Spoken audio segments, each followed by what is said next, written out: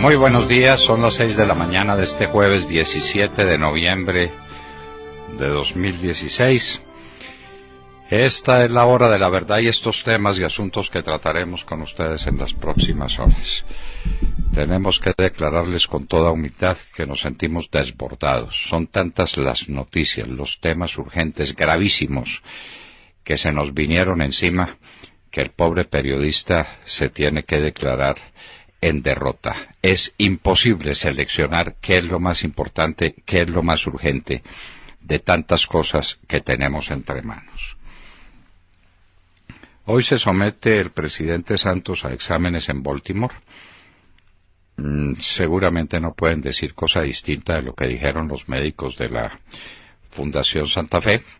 Lo de Baltimore podrá precisar algunas cosas. El presidente tiene cáncer, eso está claro, y el país tiene que enfrentar esa circunstancia. Un cambio presidencial no en mitad del camino, sino cuando el presidente tiene ya el sol en las espaldas. El presidente Álvaro Uribe Vélez consiguió del Congreso que se pospusiera hasta el próximo miércoles el debate sobre lo que llaman el acuerdo definitivo, que es el acuerdo conejo, el acuerdo maquillado. Es el mismo acuerdo celebrado con las FARC, al que se sentaron a hacerle retoques y a decir más boberías y a enredar más las cosas en esa literatura impotable que utilizan allá en La Habana y que algún día sabremos quién es el autor, el productor. Hoy en los Estados Unidos, audiencia en el caso de Andrés Felipe Arias. Esperamos que hoy quede en libertad y que quede al descubierto que se trata de una persecución política al estilo de Venezuela, al estilo de Cuba. Andrés Felipe Arias fue puesto preso por orden de Juan Manuel Santos, por intrigas de Juan Manuel Santos en los Estados Unidos, con su embajador allá, con el doctor Juan Carlos Pinzón, un personaje a quien le tuvimos tanta estima que desde luego se perdió, porque este es un acto cobarde que no tiene ninguna explicación desde el punto de vista democrático de los derechos de la gente que en los Estados Unidos se pregonan todavía.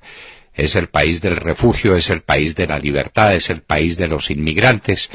Lo que han hecho con Andrés Felipe Arias, por obra de Juan Manuel Santos, no tiene perdón. Esperemos que hoy sea el gran día de la libertad. La canciller sale ahora con la historia de que se iba a defender a Colombia ante la Corte Internacional de Justicia. Entonces, todo el cuento que habían echado de que se sometían a lo de Nicaragua, que no se presentarían, entonces hoy contramarcha. Entonces nos van a defender. No dicen quiénes, ni quiénes van a ser los abogados. ¿Estaremos en manos de la canciller? ¿Será que nos van a someter a semejante afrenta? Ante los ojos del mundo, quien nos defiende es una persona que no barrunta de derecho internacional, que no tiene ni idea de lo que está hablando. Eso no es posible. Ya sabremos quiénes son entonces los abogados que acompañan a la canciller en esta acción desesperada que se tomó a última hora porque entendieron la magnitud de lo que estaban haciendo, regalándole el mar a Nicaragua sin levantar la voz de Colombia para protestar, para defenderse, para pedir justicia. Vergüenza. Ahora es que, como decimos, aquí todo es grave. Se descubrió una fábrica de colombianos. ¿Quiénes son los que fabrican colombianos? Los registradores, señores, los encargados de la fe pública. ¿Ustedes se dan cuenta del tamaño de esta vergüenza? No es que aparecen colombianos, extranjeros que le pagaban una plata a unos funcionarios para que los convirtieran en colombianos. ¿Quiénes hacían eso? Los registradores, que son los depositarios de la fe pública. Los notarios, son los grandes tramitadores de la fe. Pero ¿dónde queda eso registrado? ¿A dónde va?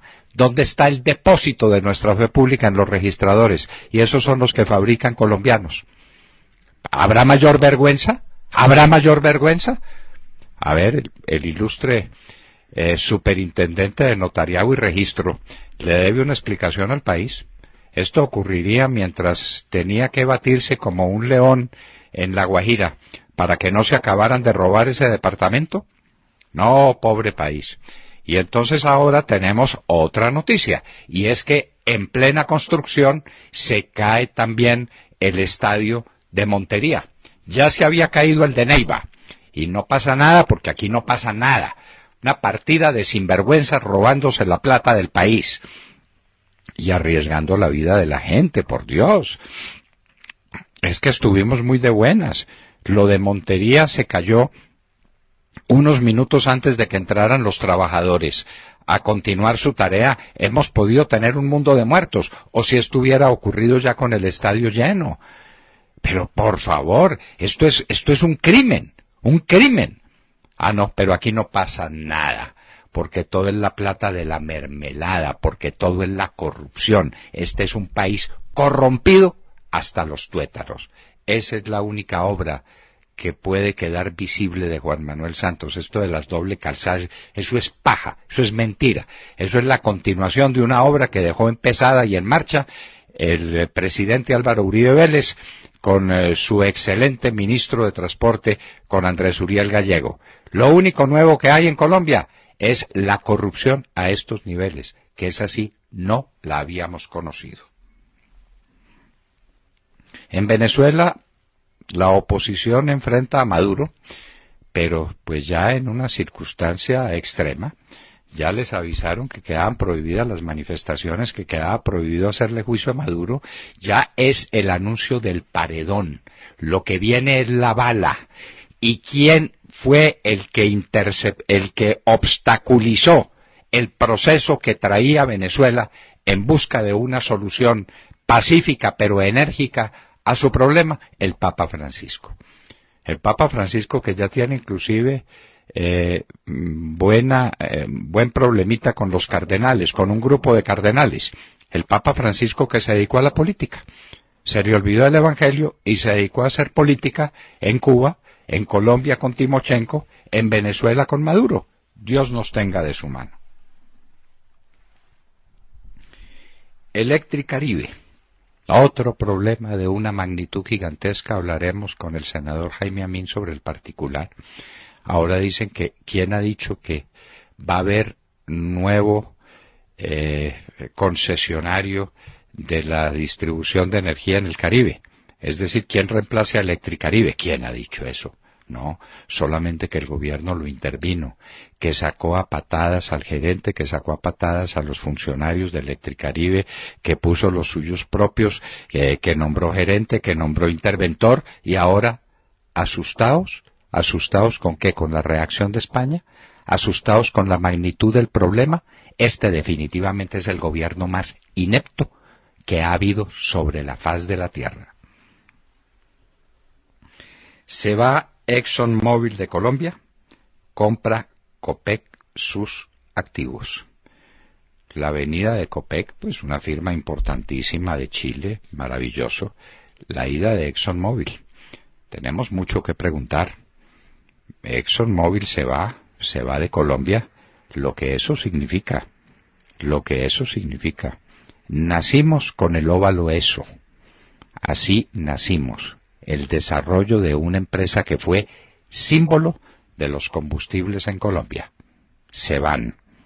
Averiguamos por qué.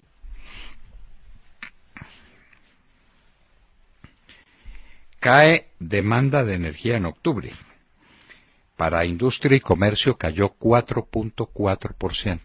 Pero aquí, señores, no hay recesión económica. No se preocupen que no hay recesión económica. Y que el dólar está subiendo por el efecto Trump. Ayer veíamos en un noticiero de televisión eso y decíamos, esto no puede ser. Uno no puede ser tan irresponsable en la vida para decir que el dólar se está disparando por culpa de Trump. Es que están pasando cosas muy graves en el país. Es que la gente no quiere mantener sus capitales aquí. Los inversionistas los quieren sacar. No está viniendo un dólar a Colombia. las exportaciones cae y cae la utilización de la energía, que es uno de los síntomas clarísimos de recesión económica. Otra noticia, señores, de esas que parten el corazón. Heridos 17 policías en Cúcuta. 17 policías. ¿Quiénes fueron? No, pues que todo apunta a que sea el ELN, sí, con los que se van a reunir mañana para definir la suerte de este país. 17 policías heridos. No se sabe la gravedad de ellos. Bueno, y no importa, ¿no es cierto? Como no son sino policías, pues no importa que el ELN siga haciendo lo que le da la gana. Y muertos en el sur de Bolívar 2 guerrilleros de las FARC, que se estaban disfrazando como del ELN, pero estaban delinquiendo de todas maneras. Y sale el grandísimo bellaco y canalla de Santiago. Perdóneme, pero que es que un extranjero metido en los asuntos de Colombia me produce una indignación infinita.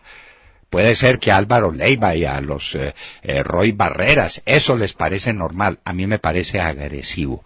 Como colombiano me siento ofendido por ese sujeto.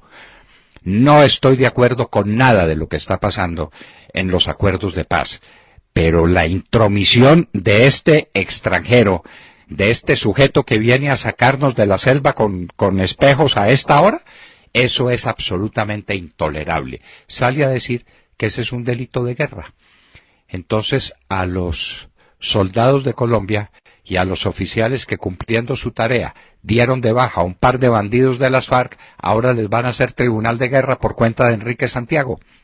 Para allá nos llevan, señores, para allá nos llevan, comandante del ejército. Abra los ojos, por Dios, entienda de una vez que le derrotaron su ejército.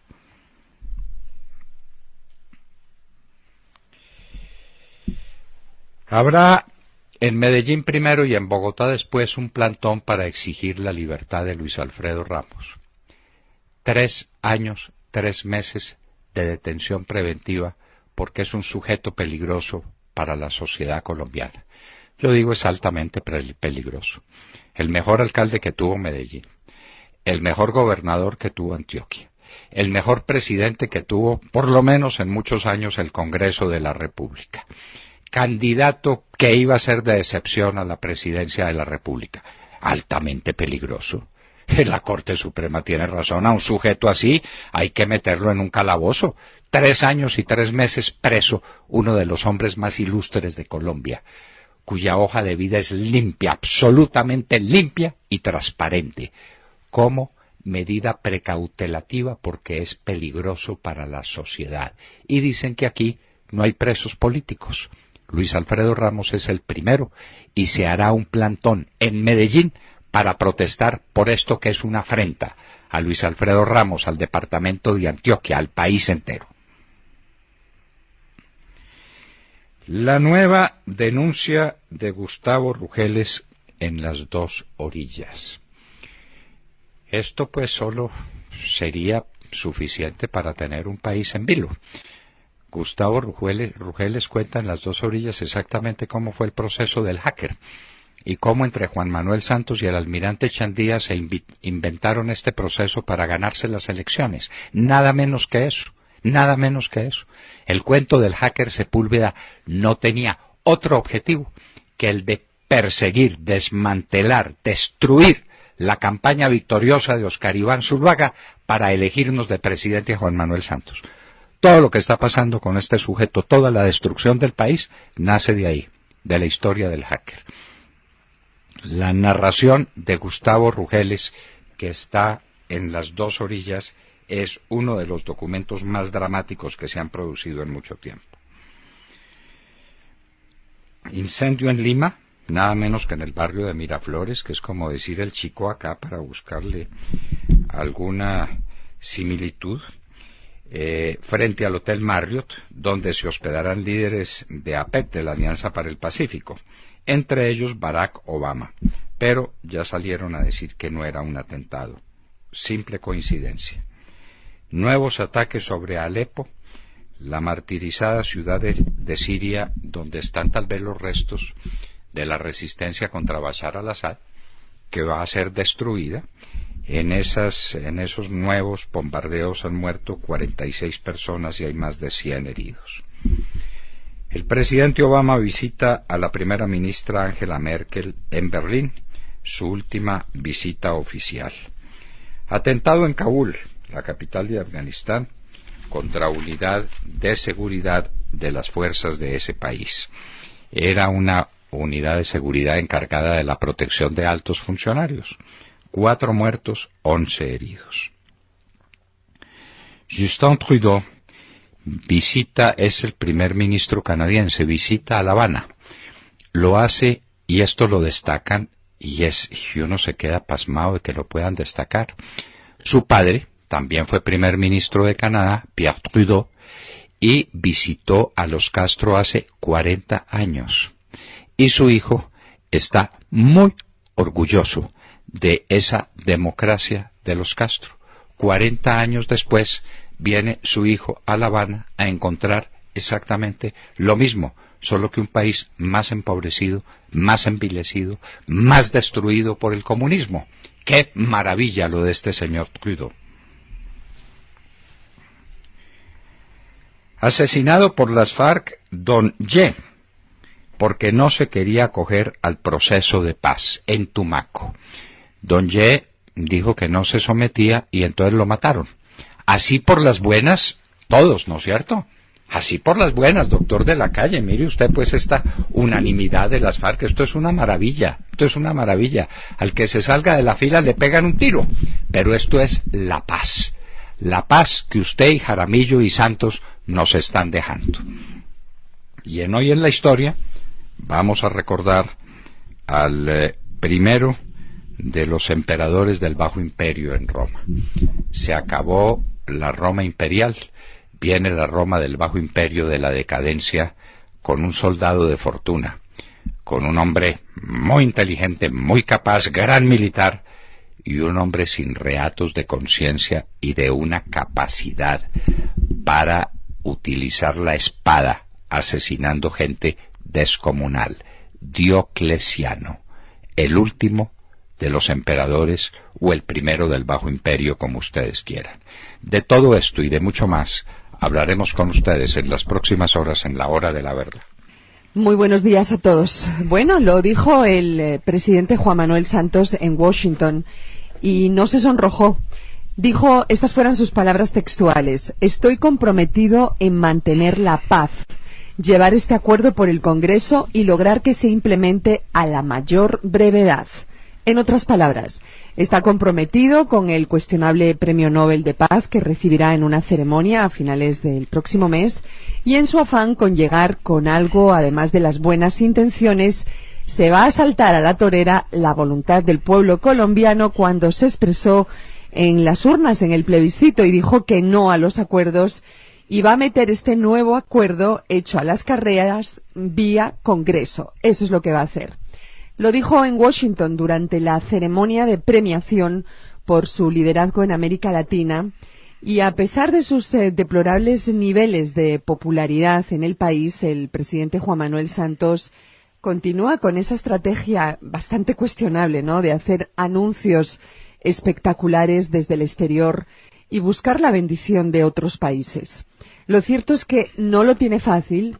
Les quiero decir, el Centro Democrático, encabezado por el expresidente y ahora senador Álvaro Uribe, se negó ayer a discutir en el Congreso unos acuerdos que ni siquiera han tenido tiempo de revisar, e insistió en un pacto nacional donde diferentes sectores, incluida la justicia, aprueben este nuevo acuerdo que es el viejo, es el mismo acuerdo que había, es el viejo acuerdo pero mal maquillado. Lo que sí es cierto es que el gobierno ya no disimula su afán, por no decir desesperación, y el presidente Juan Manuel Santos busca en el exterior la aprobación que le falta en su país. De modo que vamos a ver en qué acaba todo esto. El presidente en el exterior insiste y dice que lo eligieron, que lo reeligieron precisamente para esto, para que esos acuerdos lleguen a buen término. Dice que cumplirá con el deseo de millones de colombianos que lo eligieron en el 2014, pero no habla del deseo de los colombianos que se expresaron en el plebiscito y dijeron no.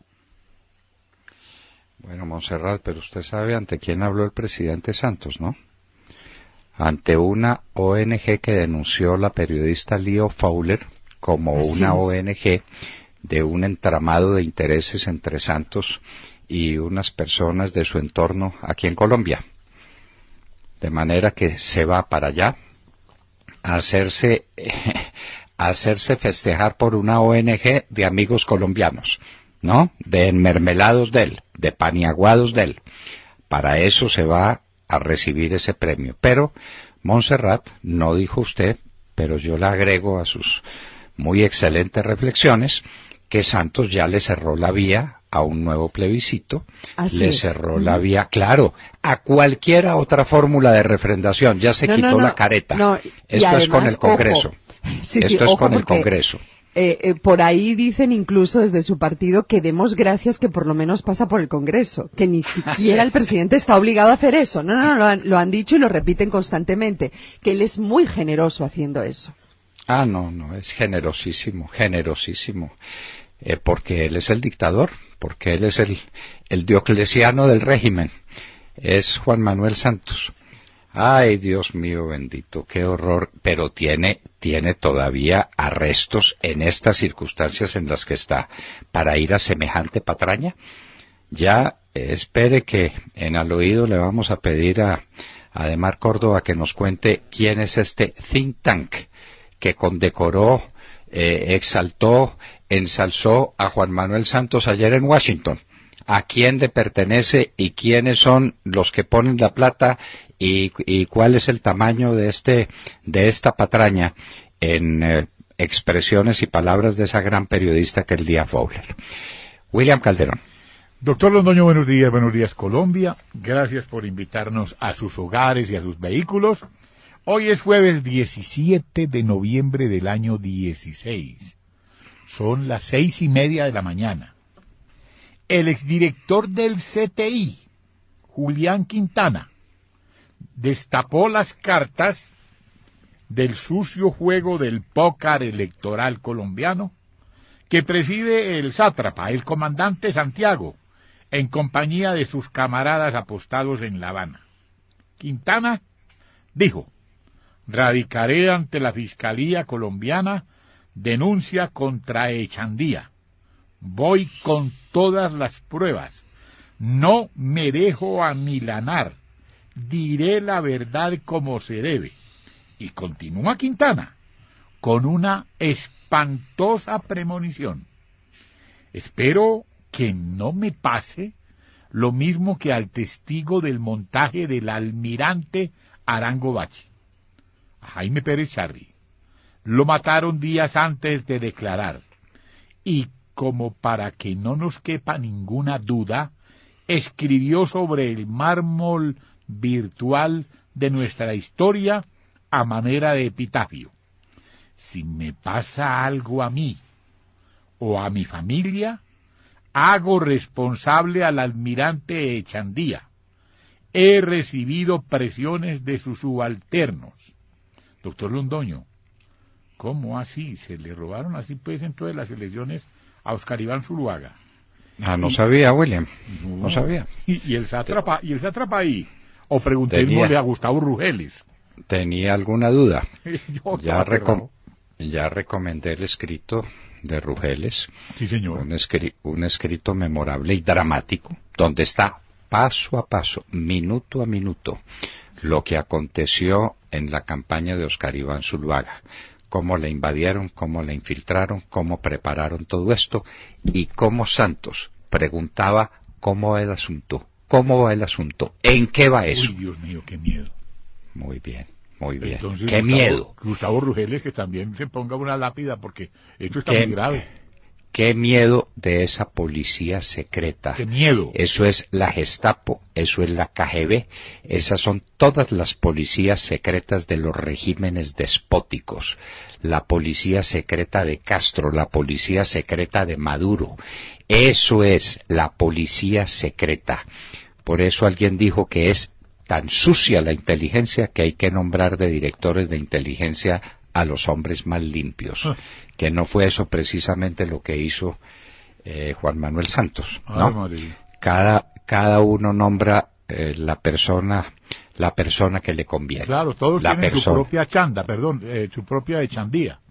Su propia echandía, muy bien. De manera pues que en eso estamos. No se le olvide que ayer Óscar Iván Zuluaga acompañó a su abogado Jaime Granados a presentar la denuncia contra Echandía. Claro. De manera que la de Quintana será la segunda. Bueno. Porque Jaime Granados tiene otros elementos de convicción, es decir, otras pruebas para demostrar que Echandía fue el que dirigió todo el proceso del llamado hacker contra la campaña de Óscar Iván Zuluaga para robarse las elecciones del 2014. Es una chanda. Resultado, se la robaron. ¿Y qué ha pasado? La suerte del país, William. Lo que está pasando en este país. Estamos viviendo, doctor. Lo que estamos viviendo en Colombia. Se robaron Ecopetrol. Se robaron el Fondo Nacional del Ahorro. Se cae, como usted nos dijo esta mañana, se caen los estadios de Montería y de Neiva. Y aquí no pasa nada. No, pues y siga. Y entonces los que hicieron los juegos históricos de Cartagena, como el almirante Arango Bazzi, patalego, para la cárcel. Por eso, mientras se robaron hasta el último peso de los destinados para hacer los juegos nacionales en Ibagué. ¿Cómo le parece? Bueno, muy bien. Entonces mire usted pues qué es lo que está pasando. Y los testigos, gracias a Dios, estamos vivos. En este país de la paz. Ayer atacaron un camión cargado de policías en Cúcuta, 17 policías heridos, pero no importa, William, porque no fue una gripa. Pero como no son sino policías, entonces ¿qué importa? Sí. ¿No es cierto? Sí. Aquí a los policías los matan y ni se sabe, a los soldados los matan y ni importa. Los cazan. Sí, los cazan. Como a cualquier fiera. Como a Diego Rodríguez, era el nombre de nuestro soldado que asesinaron construyendo una carretera en Nariño. Y entonces lo despacharon para su pueblo en el Huila para que lo enterraran ahí de cualquier manera. La esposa que lo lloraba y el hijito que quedó. Ay, Dios mío, por Dios. Si esto tendrá perdón del cielo, es que mi Dios no castiga ni con palo ni con rejo. Bueno, entendió, ¿no? También. Muy bien. Tata Castro, hablemos un poco de deportes, cambiamos a temas más amables, Tata. Doctor Londoño y a todos los oyentes, muy buenos días. El domingo pasado comenzó en Londres el torneo de maestros de tenis, evento que cierra la temporada del tenis mundial y que solo pueden jugarlo los 8 mejores del ranking mundial en la categoría individual y dobles. Los dos grandes ausentes de este certamen son Roger Federer y Rafael Nadal. Sin embargo, el torneo tiene un gran atractivo, saber si el británico Andy Murray, que después del Master 1000 de París se convirtió en el número 1 del mundo, va a lograr mantenerse. Por ahora el suspenso continúa cuando se acercan las semifinales. Ayer Murray venció al japonés Kei Nishikori en un partido muy complejo donde arrancó un set abajo y debió exigirse durante 3 horas y 20 minutos para ganar el encuentro. El marcador final 6-7, 6-4 y 6-4 a favor del británico. Este ha sido el partido de 3 sets más largo en la historia de la Copa Masters. Con 2 victorias, el jugador inglés está a un paso de semifinales, pero deberá jugársela con el suizo Stan Wawrinka mañana, quien eliminó al croata Marin Cilic ayer por doble 7-6 y complicó las acciones en este grupo llamado McEnroe, que definirá a los semifinalistas mañana viernes. En el otro grupo, el Ivan Lendl ya está clasificado a semifinales el serbio Novak Djokovic. El martes se impuso al canadiense Milos Raonic por 7-6 y 7-6 y hoy se enfrentará al belga David Goffin a las 9 de la mañana hora de Colombia, quien reemplazó al francés Monfils, que se retiró ya eliminado. El partido hoy entre el canadiense Raonic y el austríaco Dominic Thiem definirá quién es el segundo clasificado a semifinales de ese grupo. Para concluir, doctor Londoño, Murray llega muy cansado al partido mañana que define la clasificación a semifinales de su grupo frente al suizo Wawrinka. Djokovic, tranquilo ya en semifinales, busca revalidar el título y volver a la cima del ranking mundial. Existe la posibilidad de que estos dos jugadores, el 1 y el 2, se enfrenten en semifinal dependiendo de los resultados de hoy y mañana. Por ahora el fútbol pasa a un segundo plano y estaremos pendientes del deporte blanco, que de blanco tiene poco hoy en día, doctor Londoño. Sí, ya no se usa el blanco salvo en Wimbledon, ¿no? Sí, señor. Que se usa religiosamente el blanco, y yo amo el deporte blanco y me parecía hermoso que el deporte blanco fuera de blanco. Bueno, pero seguiremos pues paso a paso el desarrollo de este torneo a ver si Djokovic finalmente pasa a la reserva o si se desquita de sus pérdidas anteriores. Pero ganó 7-6, 7-6, ¿no? Sí. A Milo Raonic. Y el otro partido también fue 7-6, 7-6, el de Stanislas Wawrinka. De modo que las cosas están muy estrechas, lo que hace más apasionante el tenis. Y volvemos a las cosas amargas y duras, pero que hay que tratar. ¿Qué está pasando en Venezuela? Cindy Larrota, cuéntenos. Buenos días, doctor Fernando, compañeros de la mesa y a todos nuestros oyentes. La crisis en Venezuela parece no tener fin, doctor, y el gobierno de Nicolás Maduro sigue mostrando su verdadera cara. A pesar de que el fin de semana en el llamado diálogo oposición y gobierno acordaron la renovación de los rectores del Consejo Nacional Electoral, encabezado por Tibisay Lucena, la liberación de más presos políticos y la devolución al Parlamento de sus poderes para legislar, no se ve la intención del gobierno para cumplir nada de esto. Ayer el máximo tribunal también admitió una demanda de la Procuraduría General de la Nación contra la Asamblea Nacional, pues el gobierno considera que el juicio político contra Nicolás Maduro es inconstitucional. Con respecto a esta medida, Henry Ramos Salud, presidente de la Asamblea, explicó que según el artículo 222 de la Constitución de Venezuela, el Parlamento puede declarar la responsabilidad política de funcionarios públicos y privados, incluyendo al presidente. También dio un ultimátum a Nicolás Maduro y dijo que si para este fin de semana el gobierno no cumplía con lo negociado, retomarán las acciones de calle. Pero esto no será tan fácil, pues el tribunal también prohibió las manifestaciones públicas, es decir, que los venezolanos no podrán ejercer su derecho constitucional a la protesta pacífica, y si lo hacen, seguro habrá más presos políticos y más represión, como tantas veces ha amenazado Maduro. El gobierno se está quitando la careta. Mientras tanto, la escasez de medicamentos y alimentos continúa. Además, la agencia Reuters anunció que la caída de la industria venezolana en el último trimestre será del 35.2%. No hay dinero para resolver la crisis humanitaria, tampoco hay dinero para hacer elecciones regionales que debían hacerse en diciembre de este año. Sin embargo, el gobierno realizará un festival de música en la ciudad de Caracas, donde se presentarán 65 artistas internacionales, donde cada uno cobrará alrededor de $150,000. Pan y circo para el pueblo, como dice el dicho, y no queda duda que matar de hambre a los venezolanos es la prioridad de este gobierno. Bueno, pero 65 por 150,000. 150,000, eso es una cifra descomunal. Así es. Bueno, ese es Venezuela, señores, nuestro nuevo mejor amigo. Qué horror. Y la orden es a matar. Ténganlo presente porque nos esperan cosas muy amargas para nuestro hermano país, donde tenemos nada menos que al